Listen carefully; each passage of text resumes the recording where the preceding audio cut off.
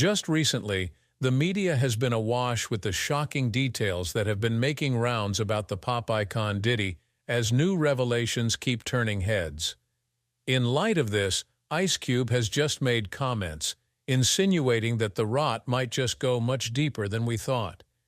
In his comments, he alleges that more key figures in the industry might just be implicated in the case, most notably Jay-Z, who has quite a close relationship with Diddy. Care to hear more about this? Join us as we take you through the story right from where it all began. Sean John Combs, famously known as P. Diddy, Puff Daddy, or simply Diddy, was born on November 4, 1969 in Harlem in New York City, and burst onto the music scene as one of the most powerful innovators. His father was brutally murdered when he was 2 years old, and he spent most of his childhood with his mother Janice, a model and assistant teacher. He grew up in the working-class neighborhood of Mount Vernon, New York. Ambitious and with an insatiable drive for success, he dominated his childhood years.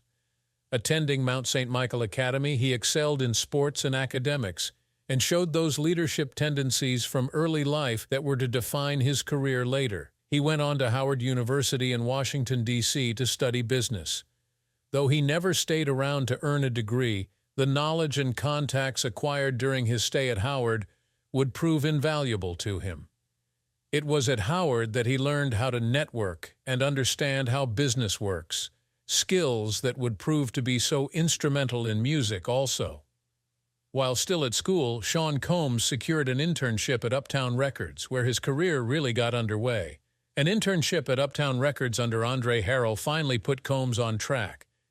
Soon, his relentlessness, creativity, and vision made him indispensable. While at Uptown, he was instrumental in establishing the careers of major acts like Mary J. Blige and Jodeci, thus facilitating the blend of hip-hop and R&B into a sound that would dominate well into the 1990s. He worked with Mary J. Blige on her first album, What's the 411?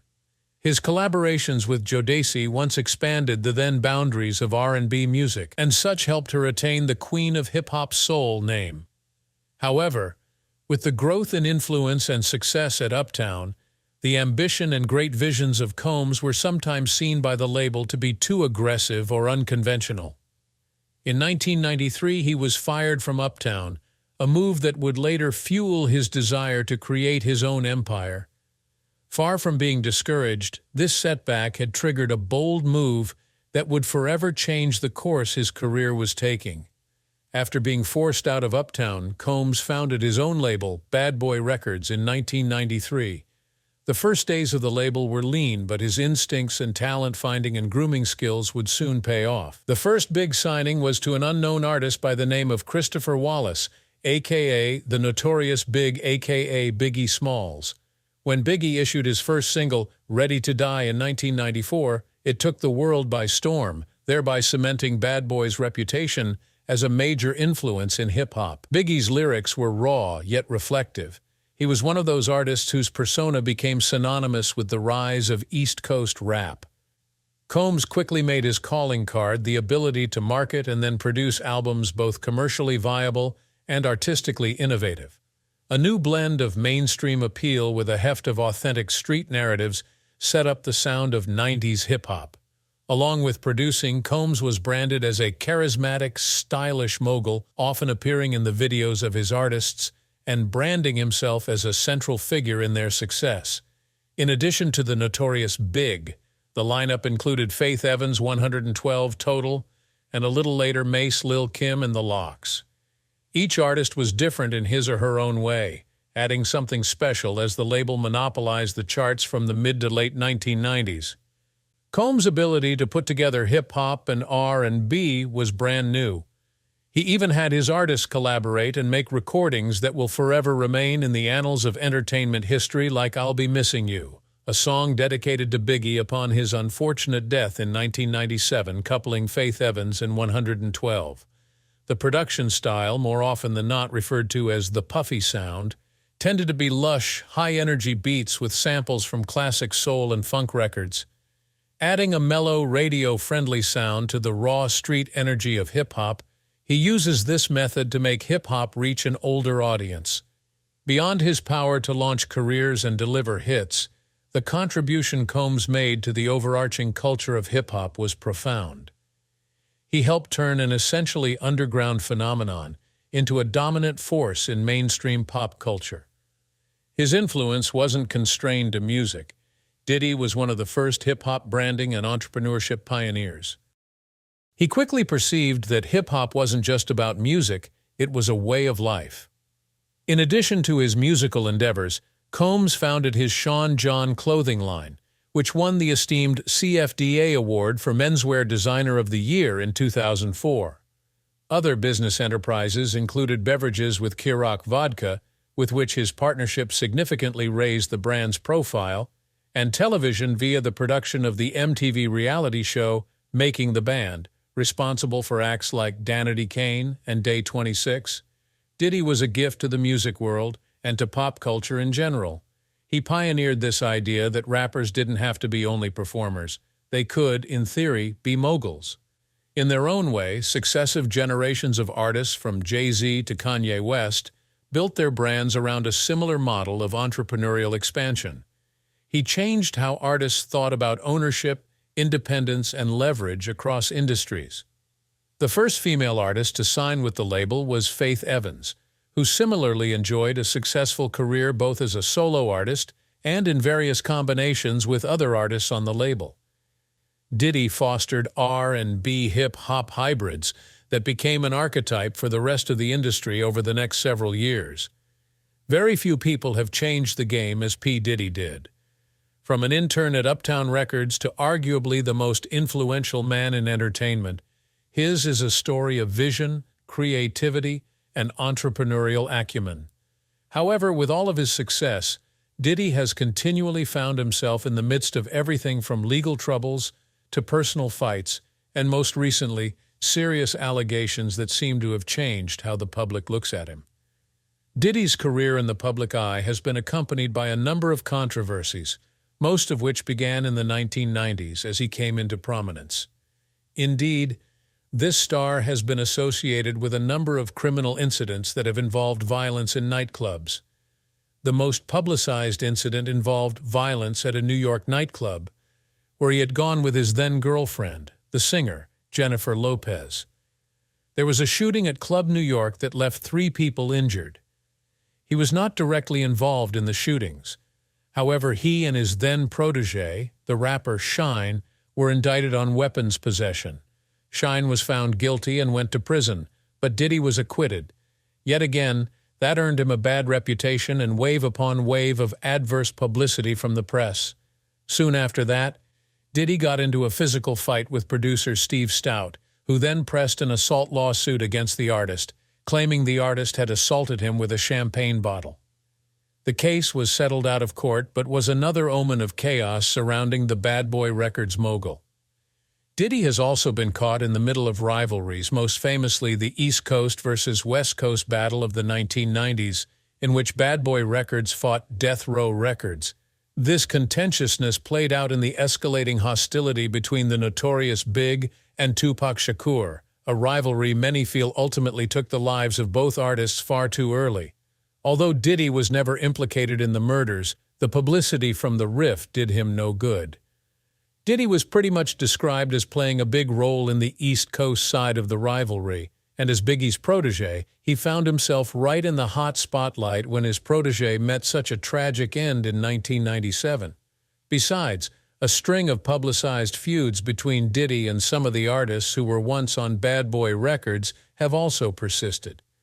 Most of them have gone on record, like Mace and the Lox, to accuse Diddy of being unfair in their business dealings, withholding royalties and exploiting their contracts.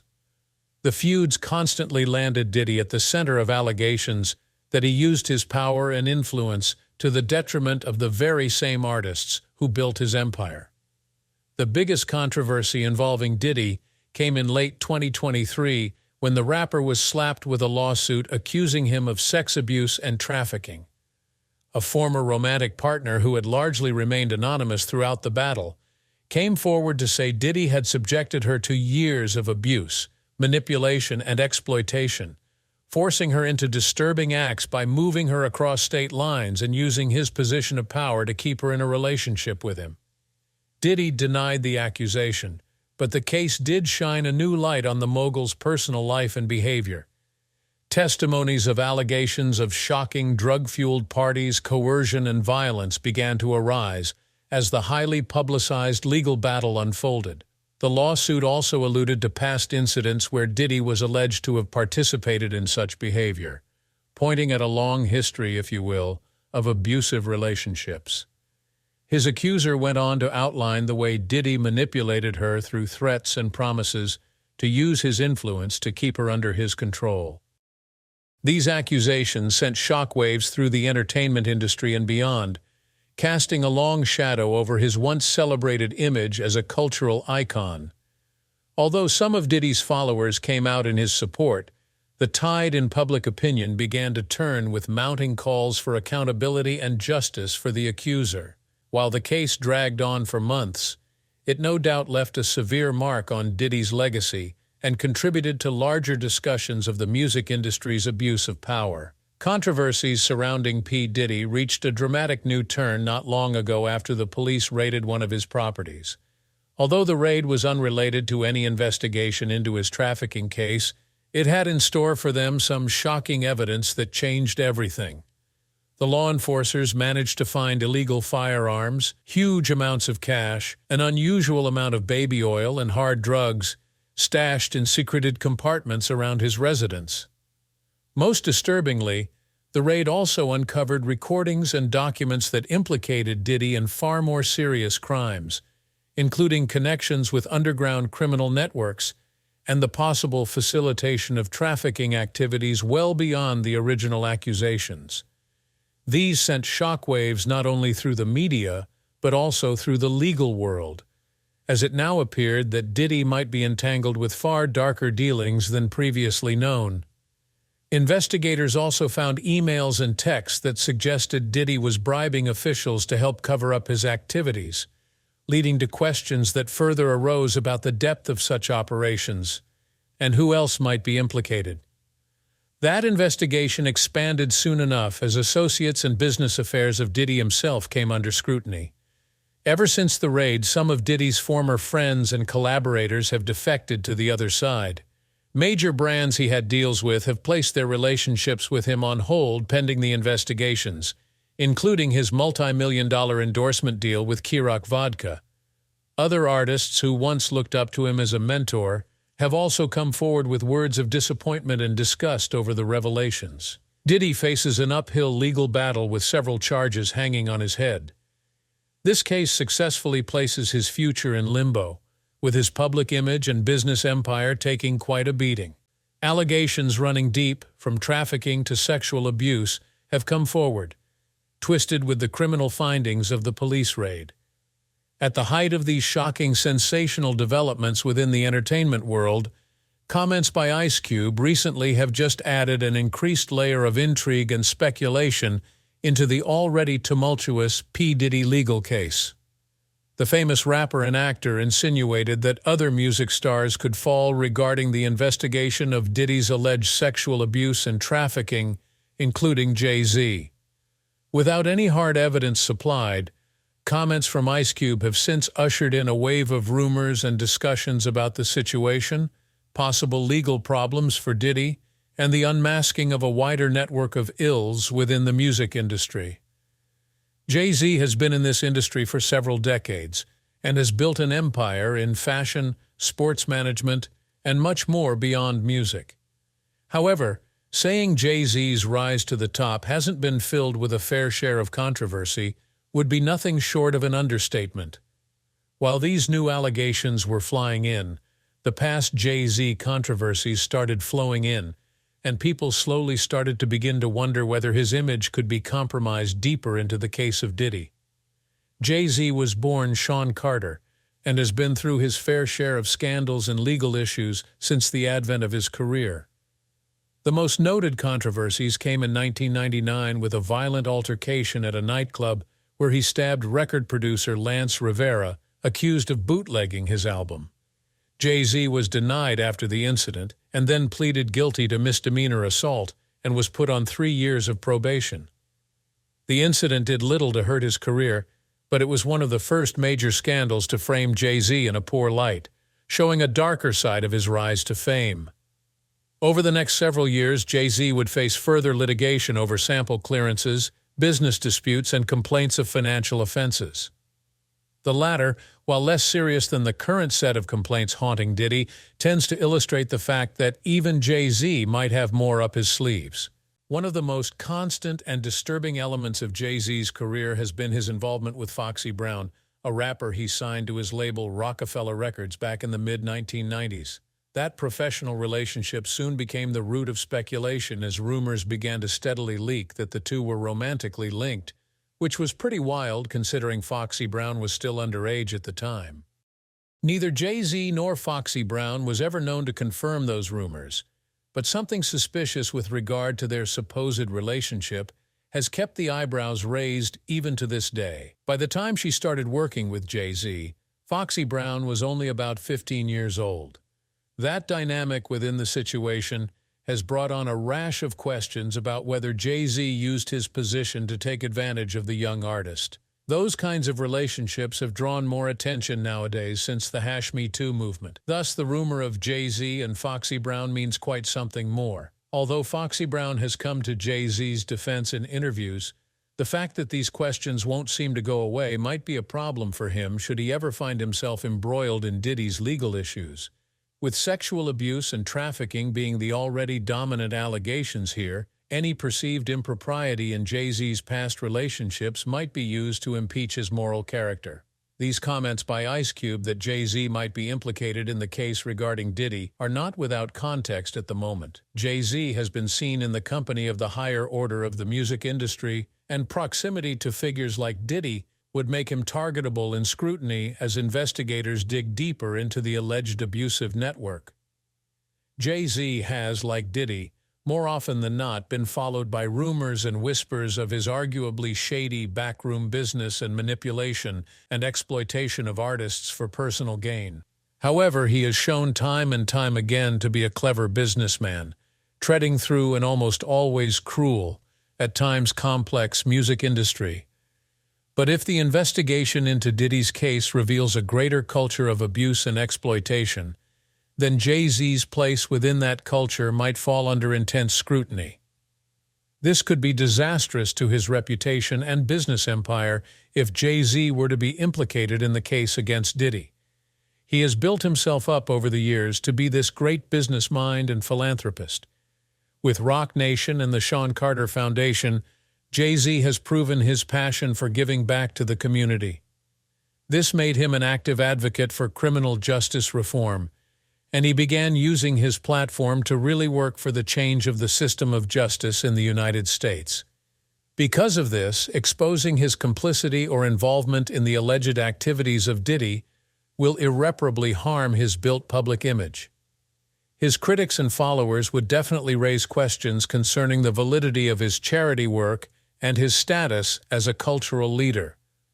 In addition, investors and partners would also disassociate themselves from him to avoid being linked with the scandal that is most likely to translate into huge financial losses. It is yet to be ascertained whether the comments by Ice Cube would lead to any actual investigation into Jay-Z's involvement in the matter. However, just his insinuation of possible involvement mounted widespread debate and speculations. Further development in that case, in light of the past controversies that have rocked Jay-Z and questions regarding his relationship with Foxy Brown that have not been answered yet, could place him in a position with implications both legal and otherwise. Whether Jay-Z will face any type of direct repercussions remains to be seen, considering the unraveling case against Diddy. Considering the heat with the case, we would love to hear your thoughts in the comments and be sure to get updates on this matter in the future. We will see you in the next one.